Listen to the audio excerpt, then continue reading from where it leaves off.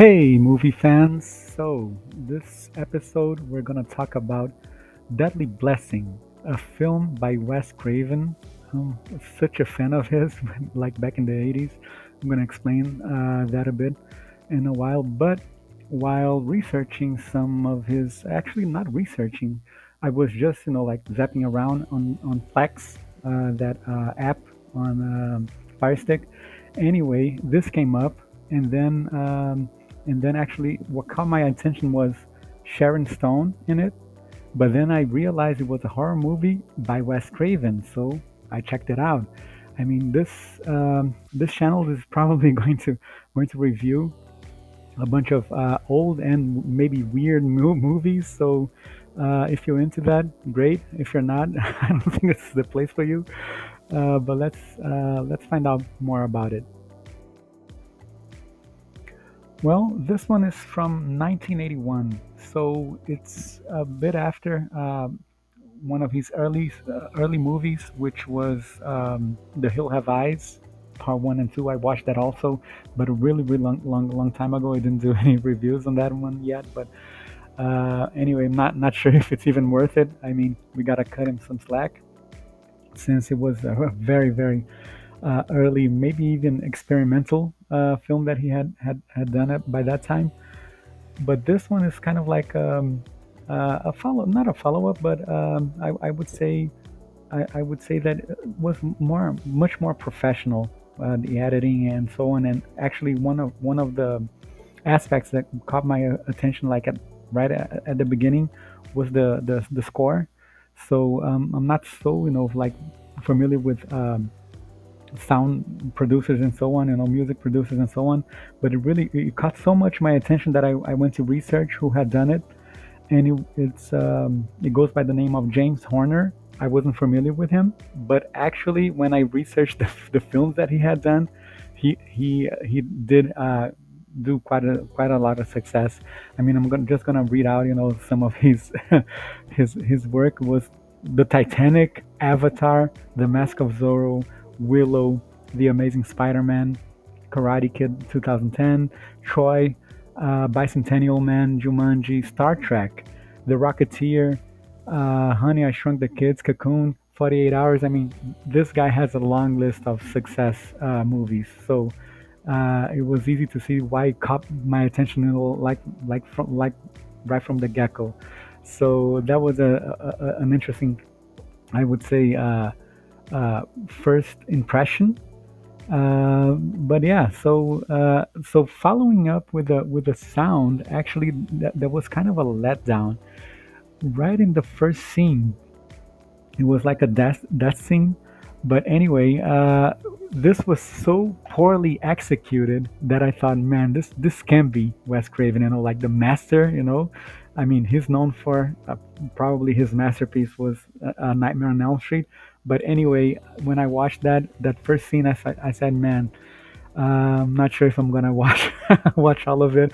I don't want to, like to this deconstruct, the image that I have from Wes Craven's. So bad it was, but I gotta say that I stuck to it, and I watched the whole thing, and I must say, it picked up really quickly. It is, in my opinion, it is a good horror movie. It is a good horror film, and I'm gonna go deeper into that.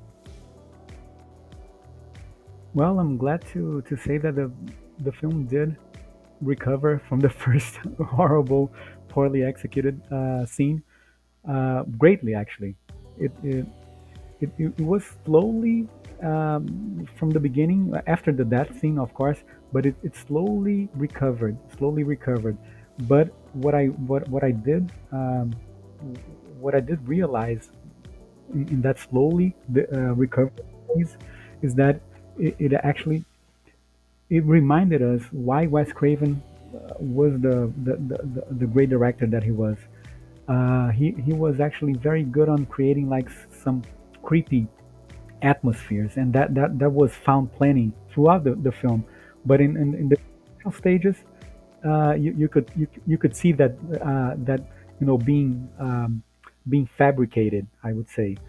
So that was cool to see, his early. I would say this was kind of like an early film of his that you could actually recognize some of his signatures, but not only with the atmosphere, but also with some types of scenes where he constructed some types of scenes, especially with the way that he positioned the camera, photography, and so on. You can clearly see some of that in his masterpiece, A Nightmare on Elm Street. So this was fun. At this stage, this was fun to watch because you see how a lot of elements were where the inspiration came from a lot of elements from Nightmare on Elm Street. So this film is actually it does have a lot of elements, not only technically, with the atmosphere and so on, photography and so on, but also with some of the concepts. We can see some of the concepts in this film that were greatly explored. Maybe it was even a seed, in this film that what came to be A Nightmare on Elm Street.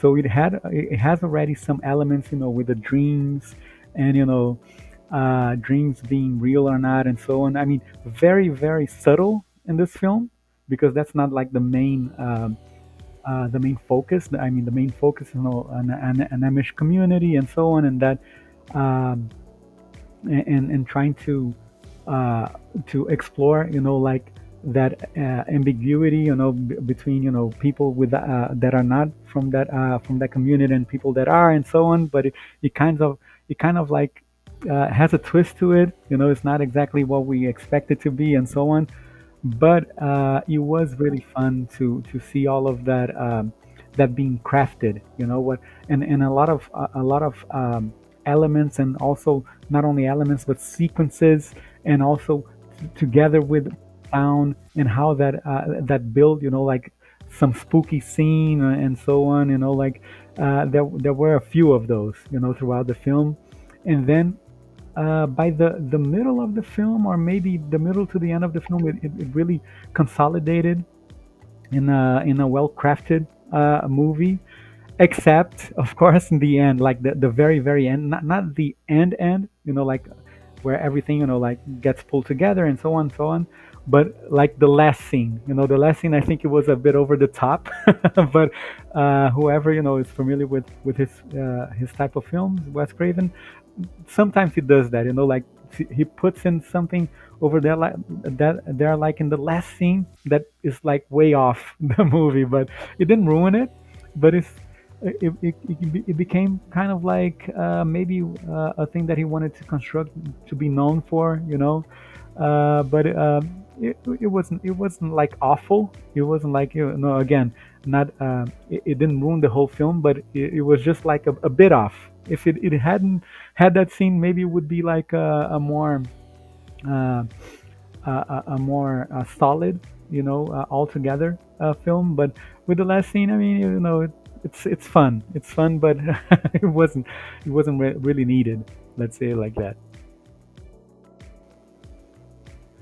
So now let's talk about Sharon Stone. So Sharon Stone, it was actually not a letdown in the film. I thought, like maybe one of her first. I read, I think it was in IMDb. It was like her first speaking role in a theatrical feature. That's those are in the trivia or caveats there in the IMDb. But anyway, it wasn't a letdown. She was actually very, very good, and very, I would say, surprisingly good. And it wasn't like any kind of like what we would think of a horror film, and having young women there and so on, being all, like just screaming and so on. No, she actually interpreted a few things well, and especially the horror films and so on. Not really not bad actually. I gained even more respect for her. I mean, of course, everyone probably knows her from Basic Instincts and so on, but she was very very good on this film. No negative criticisms here about her. So the takeaway in terms of like if you should watch it or not, of course, that's totally up to you. But I would add that if you're a Wes Craven fan, especially a Nightmare on Elm Street fan, this is for sure worth watching. That's why I wouldn't give like a 5.5 as a rating. I didn't give it. I would give for sure above 6, maybe even a 7. But that first scene really really took it all away. But so let's say I don't know, maybe 6.5 and so on. And just as of curiosity, I also checked out A Nightmare on Elm Street, the ratings that they received. So my favorite ones are the first one, that's the second one.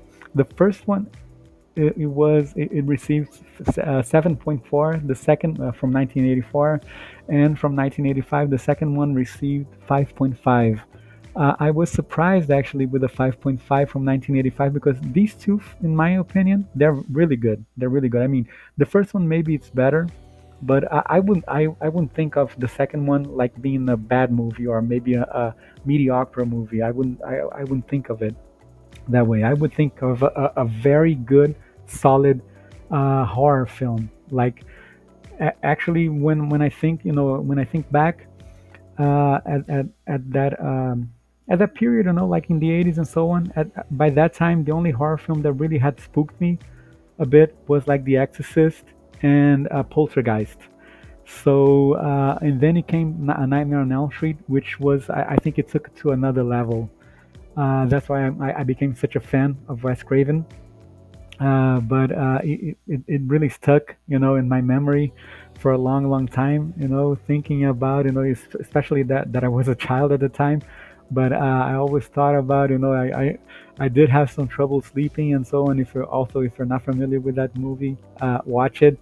This is worth it, of course, only if you're like a horror film fan. Not a fan, but if you like the genre, I know that a lot of people don't like it anymore and so on, but I love it absolutely. And yeah, my takeaway is if you're a Wes Craven, a Nightmare on Elm Street fan, it's worth watching. If maybe if you're a Sharon Stone fan, you should watch it also. But other than that, maybe it's not worth that much. I mean, um, unless you also like the genre, not actually a Wes Craven fan, but maybe you like the genre, also worth watching. But if you're if you're none of those, maybe it's not for you. Well, I hope you enjoyed this episode, and if anyone watches the movie, please leave some comments, about other elements that you also think are are common, not only with other Wes Craven movies, but for sure that were used throughout other horror films throughout the 80s or the 90s and so on, and maybe still until today. Um, so yeah, I'll see you in the next one.